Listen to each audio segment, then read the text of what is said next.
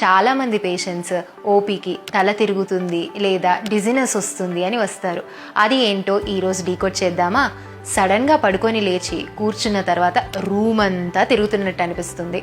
సడన్గా ఒకవైపు తిరిగినప్పుడు తల తిరుగుతుంది అనిపిస్తుంది. దీన్నే వర్టిగో అంటాము. ఈ ఇయర్ కనిపిస్తుందా? ఇది ఎక్స్టర్నల్ ఇయర్. దీని లోపల ఇన్నర్ ఇయర్ అని ఇలా రౌండ్గా ఉంటుంది. దీంట్లో ఫ్లూయిడ్ అనేది ఉంటుంది. ఆ ఫ్లూయిడ్లో చిన్న చిన్న స్టోన్స్ అనేవి ఉంటాయి. దాన్నే మనం ఓటోలెట్స్ లేదంటే క్రిస్టల్స్ అంటాము. ఈ ఇన్నర్ ఇయర్ నుండి మన బ్రెయిన్కి కనెక్ట్ చేసే నర్వ్స్ రెండు ఉంటాయి. ఒకటేమో బ్యాలెన్స్కి సంబంధించిన నర్వ్, అది వెస్టిబులర్ నర్వ్.